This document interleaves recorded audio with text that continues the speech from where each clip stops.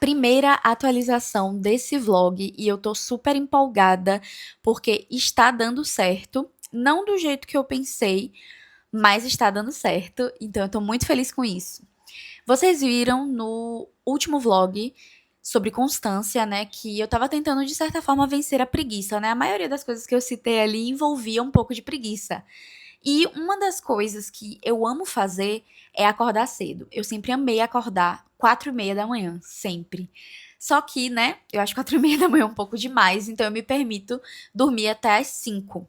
E esse vlog eu fiz um esforço ainda maior, né, pra conseguir voltar a acordar às 5 da manhã, que é realmente o horário que eu gosto de acordar. Eu amo ler às 5 da manhã e eu vou explicar pra vocês o motivo de tudo isso. E aí eu achei esse vlog uma forma, né, de me estimular e conseguir até me cobrar, né, de certa forma, a voltar a ter esse hábito de acordar cedo. Acordar cedo pra mim não é uma obrigação, não é um sacrifício, mas muitas vezes eu acabo deixando de lado, principalmente por conta de algumas desculpas, né? Acabo, tô com preguiça de acordar, tô com sono, vou dormir mais um pouco, mas na verdade eu gosto, né?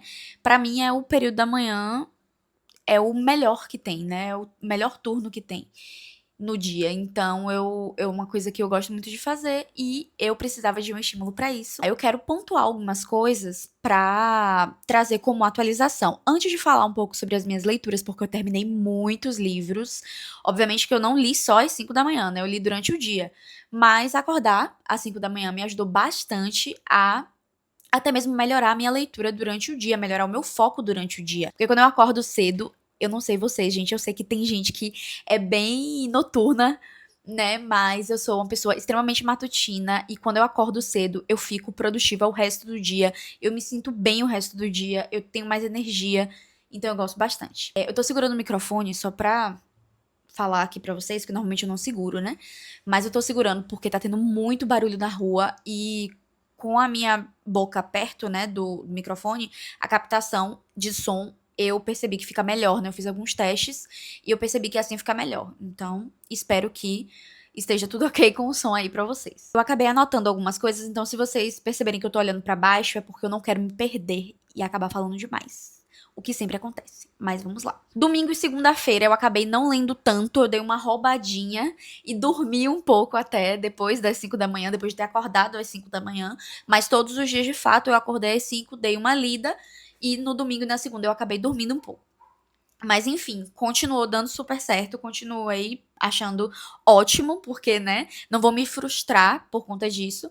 E, de certa forma, meu esforço tá sendo super válido. Eu tô bem feliz com esse estímulo e com essa força de vontade que eu tô tendo, né, de vencer a preguiça, entre aspas, e voltar a esse hábito que eu tanto gosto. Agora eu vou trazer alguns pontos voltados para os motivos de eu gostar de acordar cedo. Eu sinto que quando eu acordo cedo, a minha cabeça tá muito bem preparada, sabe? Eu dormi bem, de certa forma, né? Porque quando a gente começa a acordar cedo, normalmente o sono vem mais cedo, né? Então você acaba dormindo um pouco mais cedo. E aí quando eu acordo cedo, principalmente às 5 da manhã, eu sinto que minha cabeça está 100% pronta pro dia. Então é uma coisa muito boa pra mim, esse é o primeiro ponto. O segundo ponto é que de manhã, como é 5 horas da manhã, é bem cedo, eu não preciso usar o celular. Na minha cabeça, isso é uma ótima justificativa. Porque eu paro pra pensar e falo assim, o que que eu vou fazer no celular às 5 horas da manhã?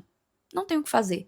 Então, pra mim, a melhor coisa para se fazer às 5 da manhã é ou ir pra academia, que é uma coisa que eu também gosto muito, ou ler. Então, como esses dias eu tô me propondo a ler mais, às 5 horas da manhã eu estou usando para ler, que pra mim é o melhor horário de leitura. E, inclusive, eu apago o Instagram. Normalmente à noite, antes de dormir, pra eu não ficar mexendo muito nas redes sociais, né, no Instagram em geral, eu acabo apagando esse aplicativo, porque eu sou um pouco viciada.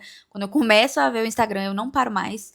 Eu fico comentando, curtindo vários posts de amigas e criadoras que eu acompanho. Então, eu acabo me divertindo muito com isso e isso é um problema. Então, eu já apago mesmo o aplicativo e eu só baixo quando chega o dia seguinte, só que bem mais tarde, né? Não vou baixar, pelo menos eu coloquei esse compromisso pra mim mesma e eu entendo isso como uma obrigação, como uma responsabilidade de não voltar a baixar o aplicativo de manhã cedo. Outra coisa também que me faz querer acordar mais cedo é como eu absorvo a leitura. Eu sinto que como eu, tipo, acabei de acordar, né? Eu dormi bem, de certa forma. Normalmente, quando eu durmo mais cedo, eu durmo melhor. Então, a minha cabeça já está preparada, né? Isso até tem a ver com o primeiro ponto. Como a minha cabeça está preparada, eu sinto que eu absorvo melhor a leitura. Eu sinto que a leitura flui bem melhor do que à noite, por exemplo, porque à noite eu sinto muito mais sono, eu fico muito cansada e eu fico arranjando 1 milhão de desculpas, 1 milhão de coisas pra fazer para não ler, porque quando eu pego um livro, eu simplesmente sinto muito sono, é muito raro eu conseguir virar à noite, por exemplo, lendo um livro. Eu sei que muita gente faz isso, mas eu não consigo. Eu deitei, mesmo que seja no Kindle, é só eu deitar e pegar um livro e eu não consigo ler, por exemplo, por mais de 30 minutos. Eu já sinto muito sono e vontade de dormir. Outra coisa que eu sinto e que eu até anotei, eu achei tão bonitinho que eu anotei, é que pra mim o silêncio de 5 horas da manhã, 6, né, assim, mais ou menos entre 5 e 6 da manhã, é diferente. Eu não sei se vocês percebem isso e eu acredito que não, tá? É bem uma coisa muito minha, mas eu sinto que o silêncio é diferente. O silêncio das 5 da manhã, assim, parece que tem a sua particularidade, sabe? Tem sua forma. Eu até anotei aqui assim, ó. Dá uma sensação de novo começo, novo dia, novas chances. E é realmente isso que eu sinto, sabe? Eu não sinto nada diferente disso. Eu tenho um sentimento de que esse tipo de coisa que eu sinto às 5 da manhã acaba me aproximando ainda mais do livro. Um sentimento, assim, muito forte. Parece que a conexão com o livro aumenta. Outra coisa também que é muito, muito importante pra mim é colocar a leitura como a primeira atividade do dia. Isso eu acho extremamente importante. Pra mim, funciona super, né? É uma prioridade que eu coloco pra mim mesma. Não acho que é uma coisa que todo mundo deve fazer, porque nem todo mundo tem esse gosto, né, de acordar cedo. Tem essa também esse foco logo de manhã. Então, isso vai de pessoa pra pessoa, obviamente, né? Comigo acontece dessa forma. Até mesmo muitas pessoas pensam que lendo à noite é uma forma até de você esquecer, né, do que aconteceu no dia, caso tenha tido algum problema, alguma coisa. É tipo um refúgio. Então, eu acho isso ótimo, é realmente uma ótima justificativa, um ótimo ponto pra você realmente querer ler à noite. Eu concordo com isso, né? Eu até sinto isso às vezes, mas quando eu carrego o resto do dia, aquilo que eu li de manhã é uma coisa assim surreal, sabe? E o último ponto, né, é colocar realmente a leitura como uma prioridade. Tem muito a ver também com o outro ponto que eu falei, por ser a primeira tarefa do dia, né? Eu priorizo que a leitura seja a primeira tarefa do dia. E eu fiz isso nesse vlog, né? Eu priorizei a leitura para que ela realmente fosse a minha primeira tarefa do dia. Está sendo, né? Porque o vlog ainda vai continuar. A leitura ser a primeira coisa que eu faço assim que eu acordo é um peso diferente que eu coloco, sabe? Eu coloco realmente a leitura como uma prioridade. Obviamente não é um peso ruim, né? É um peso que, pra mim, é importante, né? É importante ter esse tipo de prioridade, né? Colocar isso como um ponto de partida pro meu dia. Então, gente, esses foram os motivos, assim, que eu prefiro ler pela manhã. São coisas, assim, bem pessoais, mas eu espero que vocês tenham se identificado de alguma forma. Caso alguém queira testar, né? Ler pela manhã, acordar cedo pra poder ler. Eu acho que é bem interessante. Se você quiser fazer esse teste, aí depois vocês me contam, né? Pra ver se vocês sentiram a mesma coisa que eu. Ou até mesmo se vocês fazem.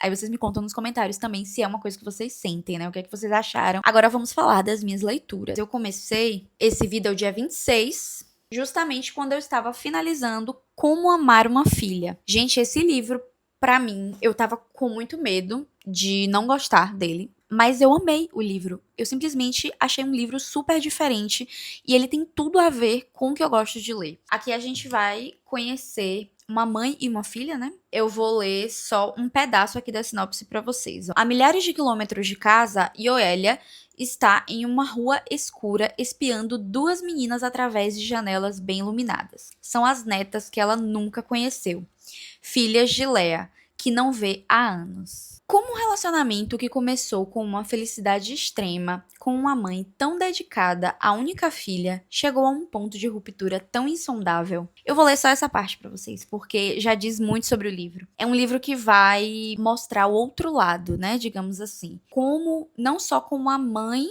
se sente, mas também o comportamento da filha em relação a esse sentimento que a mãe tem, a esse comportamento também que a mãe tem. Ela ama a filha da forma que ela acha que se deve amar uma filha, né? Justamente como o título diz. Mas no fundo, diz muito sobre o controle.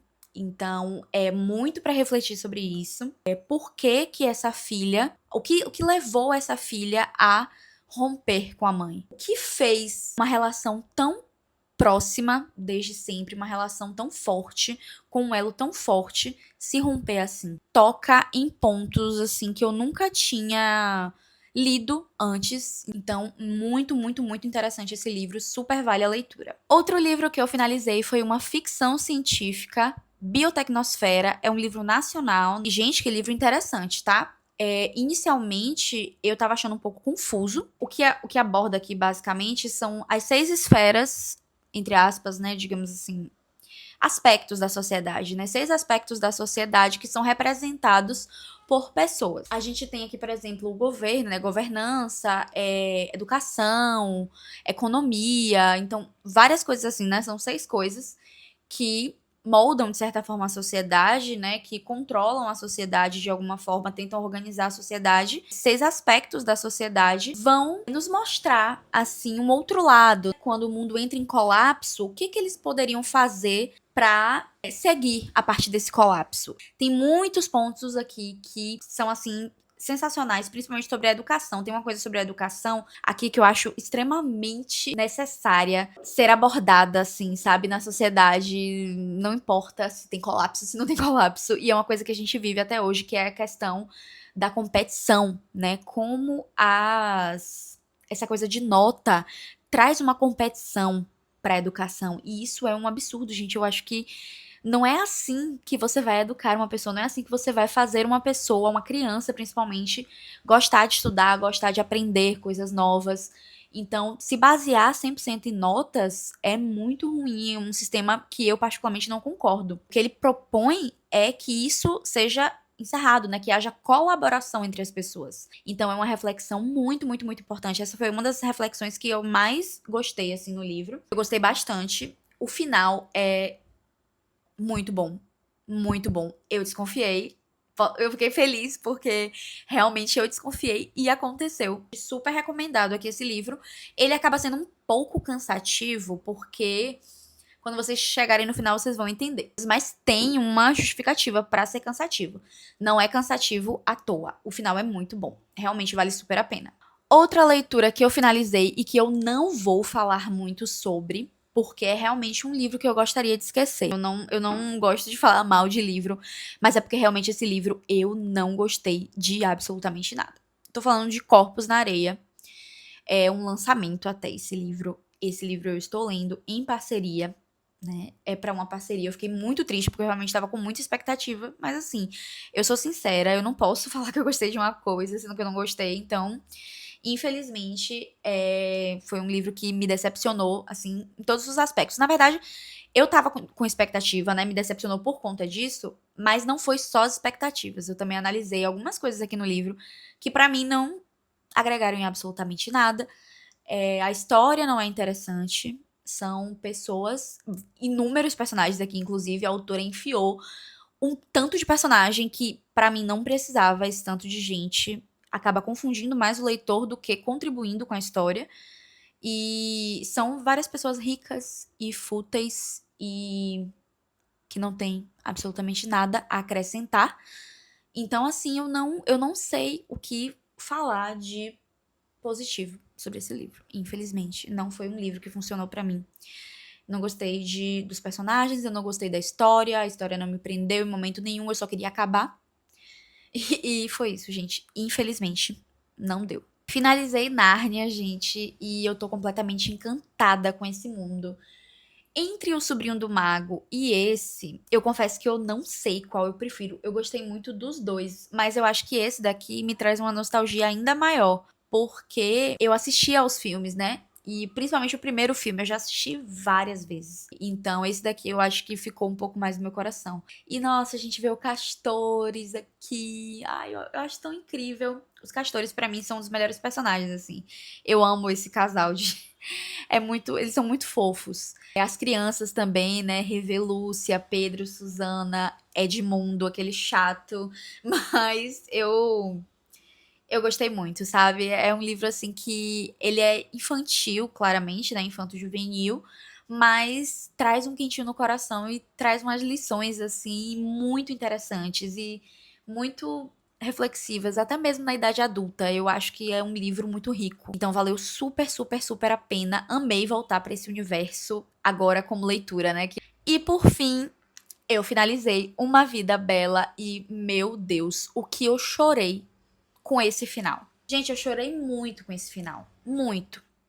Assim, desidratei. É um livro muito lindo. Vai contar a história de duas irmãs e da amizade entre elas, né? O laço que elas duas criam uma com a outra. Aqui vai abordar o transtorno de bipolaridade também. Uma das irmãs tem esse transtorno de bipolaridade e eu nunca tinha visto isso em livros. Eu achei extremamente interessante.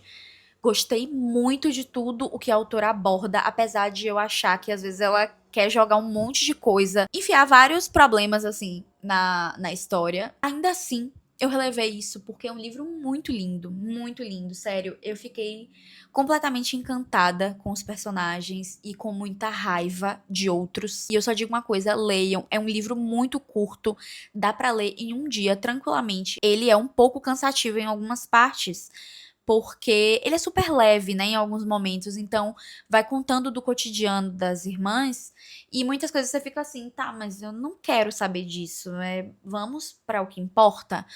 Mas é importante ainda assim, é bonito ainda assim, é sensível. Eu tô completamente apaixonada por essa autora e com certeza eu vou querer ler mais coisas dela e fica a minha recomendação aqui de Uma Vida Bela se vocês quiserem começar essa autora, né, com esse livro. Eu comecei e super aprovei. Nos próximos dias, vou continuar lendo Os Miseráveis, mas eu também peguei Lamiel pra ler. Eu tô lendo dois clássicos juntos, mas eu tô gostando muito desse livro. Outro livro que eu quero começar é A História que Eu Nunca Contei, da Darkside, lindíssimo, edição maravilhosa. Eu terminei Uma Vida Bela de manhã e já peguei todas as cores de Chile para poder ler também como uma coisa mais leve, né? Porque Uma Vida Bela me destruiu completamente e eu precisava de uma coisa mais levinha e ele está sendo um livro extremamente leve, gente. Eu tô dando risada assim com esse livro. É muito engraçado e tem muito tempo que eu não leio um romance clichê e esse romance aqui é super clichê. E tem personagens neurodivergentes, que é uma coisa que me chamou super atenção. E foi um dos motivos, né, pra eu ter escolhido esse livro. E que eu nunca tinha lido, né, nada sobre com personagens, né, neurodivergentes. Então eu achei muito interessante e eu estou simplesmente apaixonada por esse livro, amando a leitura. A personagem principal é super engraçada. O protagonista é mais introspectivo, então é muito engraçada a comunicação deles, né, como eles reagem um ao outro, que eles se conheceram dentro de um avião. Então é muito engraçado, gente. Eu fico lembrando das cenas aqui. Ela toda destrambelhada, derrama coisa em cima dele. É muito engraçado, sério. Esse livro aqui, super divertido pra quem tiver querendo, né, um livro assim, quem tiver em busca de algo mais leve, algo mais clichê, esse daqui com certeza vai ser um livro que eu vou passar a recomendar, porque eu tô amando a leitura e também vou trazer mais atualizações sobre ele pra vocês. Vou continuar lendo Lamiel, vou começar A História que Eu Nunca Contei e vou continuar lendo também Todas as Cores de Chile e Os Miseráveis, como eu já estou lendo há um tempinho, né? Em breve eu volto com mais atualizações pra vocês desse vlog.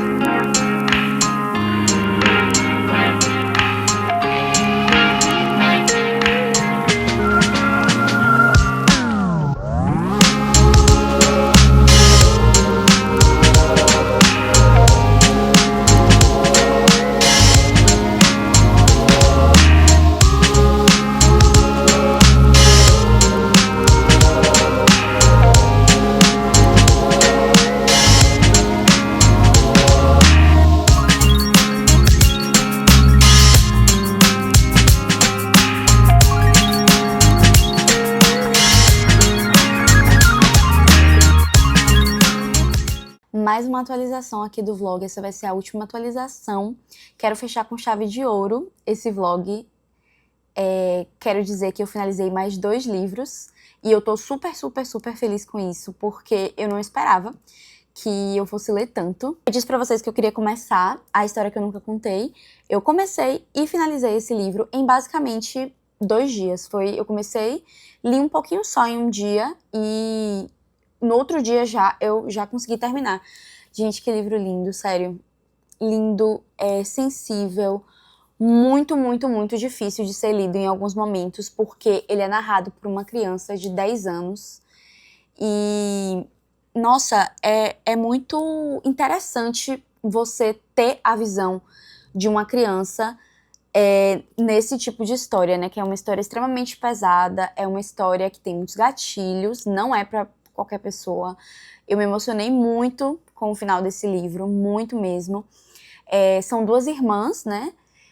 Dela e Suki. Dela tem 10 anos e Suki tem 16 anos. E Suki sempre cuidou de dela. Ela sempre se sentiu, na verdade, né, responsável por dela. É muito linda a trajetória delas duas. É muito difícil de se ler, muito difícil, porque acontece uma determinada coisa, na verdade várias coisas, né, assim, que envolvem essas irmãs e elas vão sofrer, né, com isso e terão muitas consequências, obviamente, né, elas vão lidar com traumas na vida delas, mas elas vão conhecer a Francine, que é uma mulher que acolhe elas duas, né, porque elas não têm nem pai nem mãe mais, a mãe delas está presa e a mãe dela tinha um namorado, né, e esse namorado tem uma série de problemas envolvendo ele também está preso e acontece muitas coisas, né, envolvendo ele, então É muito difícil, assim, eu acho que vocês devem imaginar, né, o que acontece basicamente. E, assim, eu recomendo muito esse livro, gente. Eu acho que isso daqui é uma leitura que é extremamente necessária. Ela realmente precisa ser mais falada, né? Eu não vejo muita gente falando sobre ela. Como vocês podem ver, eu marquei muita coisa, tem muitas cenas impactantes, muitos diálogos impactantes entre as irmãs e também com pessoas, né, pessoas que estão, assim, ajudando elas, né? A gente vê muito aqui a importância da terapia. Então, a importância de você ter um acompanhamento psicológico, principalmente quando você tem traumas muito grandes na sua vida. E, gente, isso é extremamente reforçado. Eu achei muito, muito, muito bom isso ser reforçado, né? A importância disso, o quanto você precisa ser acompanhado mesmo. Você precisa ter alguém que cuide de você de uma forma mais profissional para poder tratar, né, esse trauma, esses traumas, porque no caso aqui são muitos. E, nossa, gente, é um livro muito lindo. Eu estou completamente apaixonada. Assim, 5 estrelas, favoritado. É uma visão muito diferente, né? Uma visão de uma criança de 10 anos. E a forma como ela enxerga. Eu chego a ficar arrepiada falando disso. Então leiam. Só leiam. Outro livro que eu finalizei foi da Rainha do Crime, Agatha Christie. Eu já tava querendo ler esse livro há muito tempo. Eu li esse livro em conjunto com minha mãe. Achei o máximo. Porque eu tenho esse exemplar e tenho um outro exemplar do box, né, de Agatha Christie. Então ela ficou com esse e eu peguei esse daqui. E, nossa, que livro divertido, gente. Eu gostei muito. Esse livro eu achei um estilo um pouco diferente do estilo de Agatha Christie. Eu não sinto, inclusive, que ele é uma investigação muito forte. Ele, obviamente, acontece um crime, né? Tem um crime aqui a ser resolvido pelo Poirot, inclusive, mas eu sinto que a Agatha focou muito mais na construção dos personagens do que no crime em si. Então aqui a gente vai conhecer várias pessoas que vão se reunir nessa mansão Hollow a convite da dona. E tem uma série de questões envolvendo essa mansão, tem questões de herança, né? Quem é que vai herdar essa mansão e tudo mais. E também tem muita coisa sobre submissão, né? Eu achei muito interessante. Esse livro, ele foi publicado em 1946. Então, eu queria muito estar na mente das pessoas de 1946 para poder entender como foi que elas enxergaram esse livro em 1946. Gente, surreal. A forma como a Agatha fala sobre mulheres submissas, né? Eu achei extremamente à frente do seu tempo, uma mulher totalmente à frente do seu tempo, uma escritora muito corajosa de colocar isso em um livro e sensacional, assim, sabe? Eu acabei não dando 5 estrelas, eu dei 3,5. Eu achei uma nota muito boa, na verdade ele é um livro muito bom. Eu senti, assim, um estilo, né, realmente diferente do que a Agatha normalmente escreve. Eu gostei muito desse estilo, me surpreendeu. O final, eu confesso que eu senti falta de um final mais pegada Agatha, sabe? Um final mais a cara dela. Senti falta do Poirot mais nesse livro. Ele aparece, obviamente, né? Ele faz parte da investigação, ele ajuda um inspetor, ele tá, né, em conjunto com esse inspetor para poder resolver, solucionar o crime. Mas eu senti falta mais dele, da presença um pouco mais forte dele na história. Eu gostei muito dos personagens, gostei muito da construção dos personagens, achei assim que foi condizente com a proposta do livro e críticas muito, muito, muito interessantes, principalmente por conta da época em que esse livro foi lançado. E eu gostei bastante, recomendo muito, super interessante, um livro super diferente de Agatha. E bem feliz de ter conseguido já finalizar esse livro, li muito rápido. Ele parece até que é um pouco maior, até, eu tive essa impressão, mas eu acho que é por conta das páginas. Porque as páginas dessa edição da HarperCollins, né? Dessa edição dessa editora são um pouco mais grossas, então talvez pareça que é um livro maior, mas ele tem só 270 páginas, se eu não me engano. 280 páginas. Então, é um livro, assim, relativamente rápido. Dá pra você sentar num sábado e ler. Dá pra você sentar num domingo, num sábado, num domingo, um final de semana. E é muito interessante. Eu gostei bastante, recomendo muito pra vocês. Bom, e eu continuo com as minhas leituras aqui, né? Comecei também esse livro aqui, que eu acho que eu não tinha falado no vlog. Gente, vocês perceberam que eu cortei o cabelo? Decidi cortar. Cortei bastante até. Peguei esse livro de uma escritora nacional, Flávia, né? A Flávia me enviou esse livro e eu fiquei super feliz de ter recebido. E muito curiosa também para poder conhecer. Eu tô gostando muito. Aqui a gente vai conhecer a Alice. Ela ingressou numa faculdade, né? A faculdade de cinema. E ela vai viajar com uma amiga sua, né? A Bárbara. Ela tem 19 anos, né? Acaba de ingressar na faculdade de cinema. Eu tô bem no começo, tá, gente? Eu tô, tipo, no capítulo 5, eu acho. Página 41, tô bem no começo. Durante as férias, embarcar numa viagem para o Sudeste Asiático.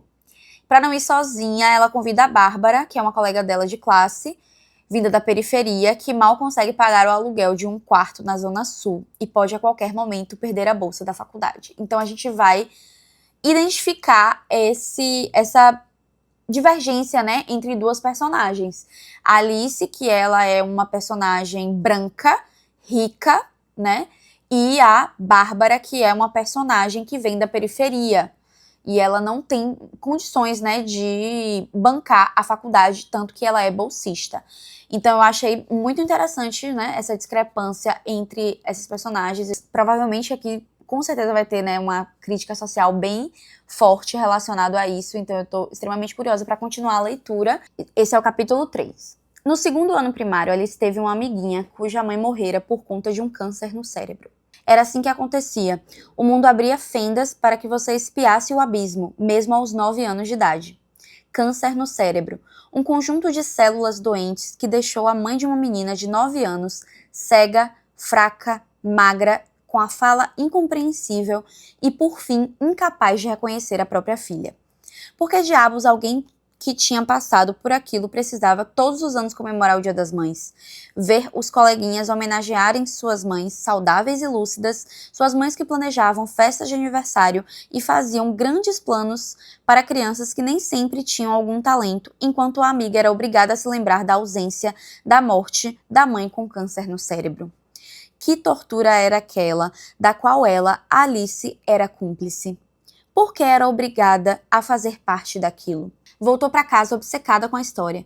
Perguntava por que a mãe da amiga havia tido câncer, se Soraya e Carlos também estariam sujeitos àquele mal. Queria saber por que acontecia apenas com algumas pessoas e sob critérios tão obscuros. Soraya e Carlos se esforçaram o que puderam. Soraya e Carlos são os pais dela. Disseram que se tratava de um sorteio dos céus, mas um sorteio ao avesso, que ninguém queria ganhar. Alice questionou se havia algum remédio para a doença, ou algo que pudesse ser feito para não ser o sorteado dos céus. Ao que Carlos respondeu que eles deveriam cuidar da saúde, praticar exercícios, comer e dormir bem.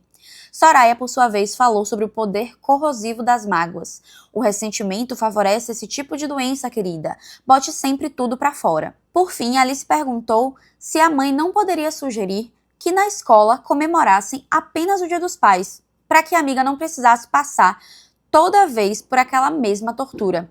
Soraya e Carlos sorriram orgulhosos. De todo aquele desgaste emocional, ficou a certeza de que estavam criando um ser humano empático e sensível à dor alheia. Aí agora vem o que eu marquei. Isso tudo só para vocês entenderem, né? O contexto do trecho que eu vou ler agora. Mas depois desse ano, algo mudou dentro dela. Uma consciência opressiva se instalou. Uma sensação insistente de que toda felicidade era de alguma maneira obscena, uma ofensa silenciosa ao sofrimento dos outros. Eu achei essa parte muito interessante, gostei bastante e em breve eu vou trazer mais atualizações sobre ele para vocês. Vou continuar lendo também Todas as Cores de Chile, que eu tô amando, é super gostosinho de ler, e Lamiel, que é um clássico que eu tô intercalando com Os Miseráveis também, né? Também tô lendo Os Miseráveis. Lendo bastante coisa ao mesmo tempo, gente. Mas é isso, né? Faz parte da vida, pra poder a gente conseguir focar melhor nas leituras, pelo menos eu sou assim. Eu tento intercalar, né? Eu acho que funciona bastante pra mim. Então é isso, gente. Muito obrigada por vocês terem assistido a mais esse vlog.